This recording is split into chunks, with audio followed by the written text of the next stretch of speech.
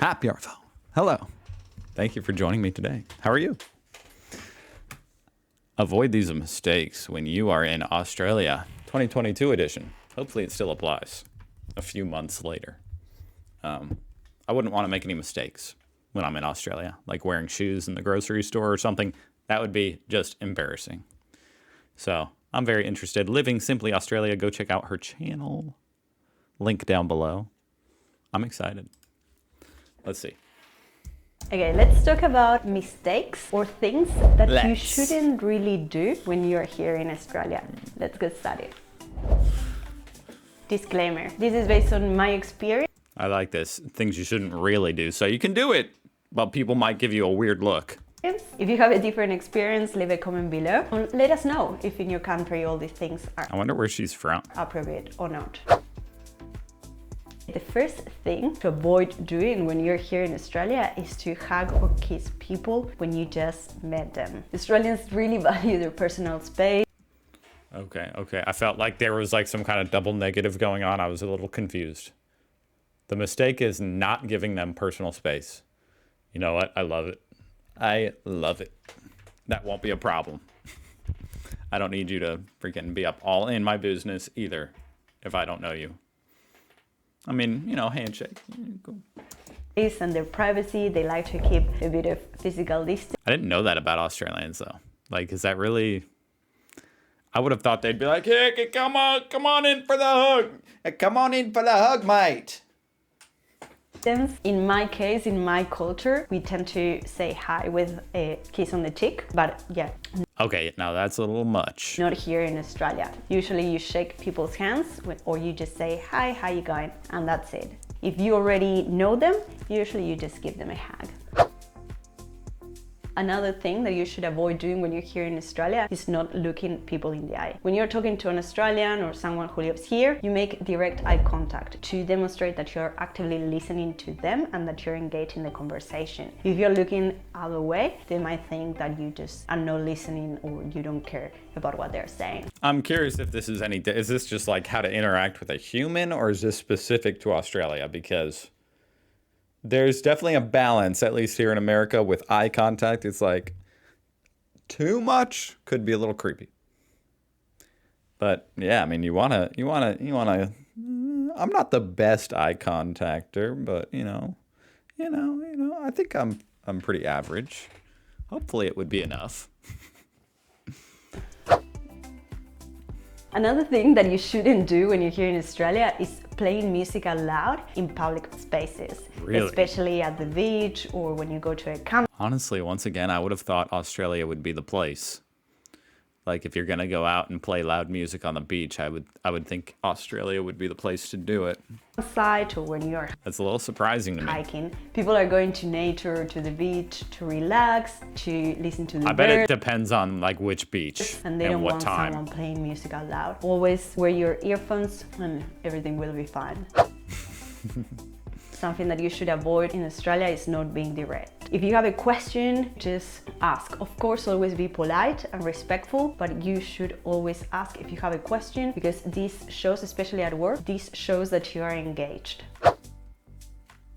Another thing that you should avoid when you're here in Australia is gossiping. It's about someone else's appearance, especially at work. It's not nice. That's definitely not nice. I know you guys got some gossipers, don't even lie. I know it. I feel like that's human nature. Some people love to gossip. Now, am I a big gossiper? No, so that's not a problem. Hey, I would love it if nobody gossiped in the Australian offices, but it's just hard to believe. I mean, I feel like people just... Hey, maybe that's just because I'm American, though. If you guys don't gossip, that's awesome. I do need to move to Australia. Creates a lot of distrust, and you can actually get fired if someone finds your comments to be offensive or racist. So you have to be very, very careful with that. Same with America, for sure, especially in 2023. Another thing that you should avoid is not responding to invitations. You always have to RSVP. That is, you always have to reply to an invitation. Even on Facebook?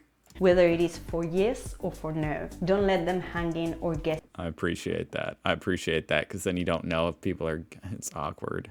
Whether you're going to be able to make it or not. You don't know how much food to order. And speaking of invitations, something that you should avoid is not bringing something to a party. Even if the person tells you to not bring anything, at least bring a box of chocolates. Really? Okay, so it's like they say don't bring anything. That means you should bring something. That's good to know. Or a wine, but never Hey, I thought you just said they were super direct. come That's like indirect. empty-handed. Always bring something with you. Just kidding. Australians lack punctuality. As I said in all of my other videos, Australians will get offended if you are late. Me too. And not only Australians, people from other cultures who live here as well. Just be respectful of people's time. Another thing that you should avoid is to showing up to someone's house unannounced. Australians like to Yeah. Ever since the cell phone was invented, I think that's now, that's the same case with here in America. I mean, on one hand, I kind of miss like it's kind of quaint. Is that the right word? Like to show up, just show up, at your neighbor's house and be like, hey, I was just, just seeing if you had an extra cup of sugar. I was stopping by. How are the kids? But on the other hand, it's like, I'm in my underwear half the time. Don't show up without just letting me know. Just let me know. to make appointments for a lot of things. I'm not going to generalize here because this doesn't apply to all Australians, especially when you're younger or if you live in a regional area or in a little town. It's more common to pop up unannounced, but in big cities or big communities, usually you just organize with your mates to see them at a specific time, because otherwise you might just rock up there, there might not be anyone, and also it's a waste of time for you, so yeah. Yeah. Whereas in a small town, you know they're gonna be there because there's nothing to do. I mean, I live in a small town, so I can say this. Like, you already know I'm home, because where else would I be? I'm in my backyard. Like, I'm here. Another thing that you should avoid is talking about politics or religion. Again though, I'm not going to generalize, and this doesn't apply to all Australians. But in general, you should be careful when talking about politics or your opinions about religion. You know, I've been thinking lately, the politics thing is interesting, isn't that? Because I feel like back in the day, I'm talking like maybe like the 1600s, 1700s, I feel like people talked about politics a lot. It's just that they didn't like fight about it with each other as much. Maybe they did, and I have no way of knowing. No one from that day is alive anymore. But I feel like the whole don't talk about politics, that's sort of interesting to me. Because it's like, shouldn't we be talking about it? Because this is like, it's like the people who rule over our lives. We should probably be talking about it. And yet it's like, you know, a little bit taboo. And I don't talk about it much because it's, people get too worked up and offended over it now. Religion, you know, whatever. As someone said in one of my videos, if you're with your friends, you might have a bit more trust with them to talk about these things, but usually you can sense whether everyone feels comfortable or not. It's always awkward when that one person just assumes everybody is the exact same like political stance that they are. The way they talk, like they talk about politics and they just assume everybody is, you know, exactly the same as them. So you have to test the waters. Yeah, it's something that, for example, in my culture, we debate a lot about that over the table with friends, with family. We don't really mind. We have very heated debates as well. But here I find that it's not the case so much. In general, be sensitive. This shaking text, I couldn't read it for a second. Speaking in a language others can't understand. Another thing that you should avoid, especially if you're working, is speaking in a language that people around you can't understand. If you're having lunch with your colleagues and one of your colleagues is from your same country, for example, you both speak Spanish, and you speak in Spanish but no one else can understand, you should switch to English, just out of respect for the other people who are around you. You could be making fun of them, but they've no idea. Right, definitely don't speak a different language and then like look like like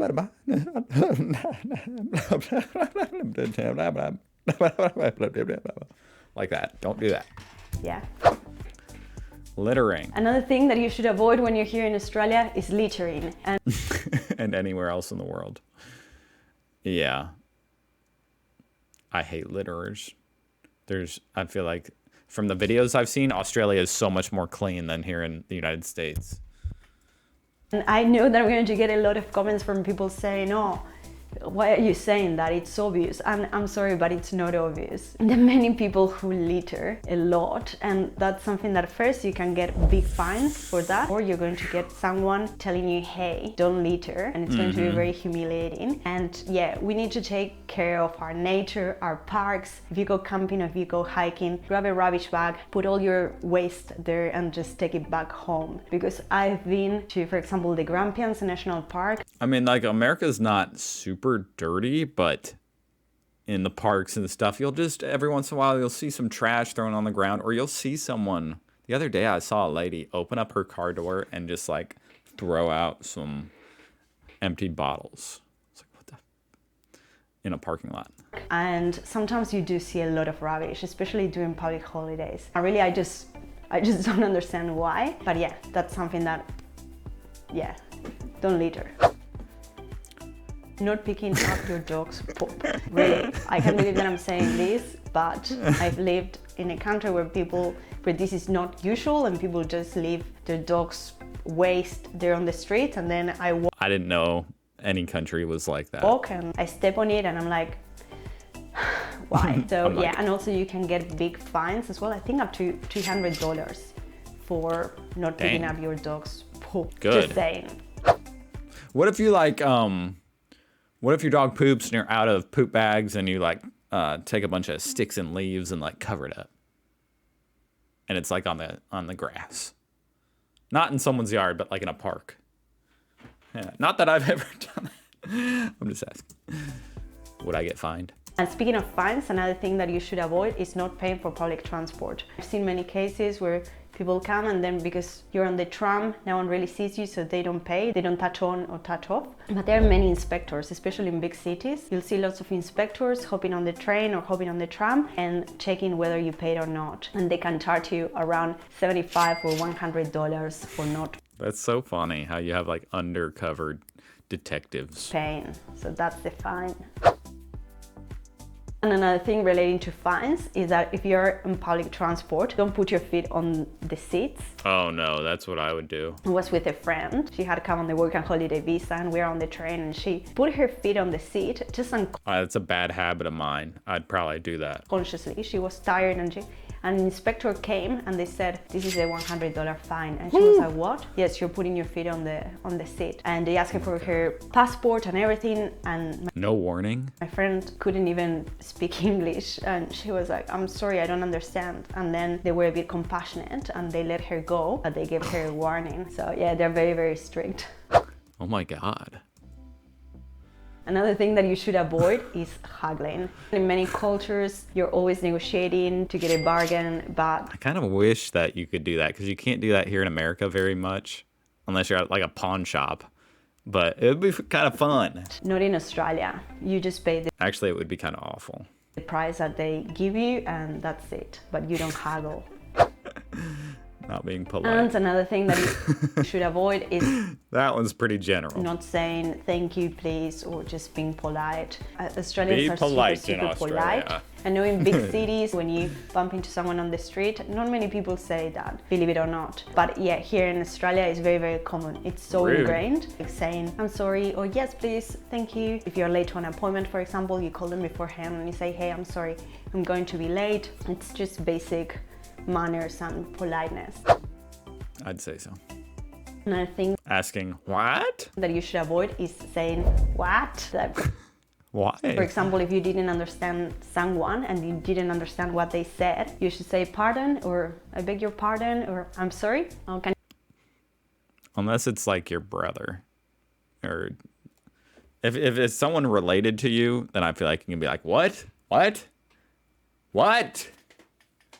But yeah, that would be a little bit rude if it's a stranger. Can you say that again, please? Okay, so these sure. are the mistakes that you should avoid when you're here in Australia. I hope you find this video entertaining, and if you liked it, please like and subscribe to support the channel. And That was actually very entertaining. Those were those were some new ones for sure.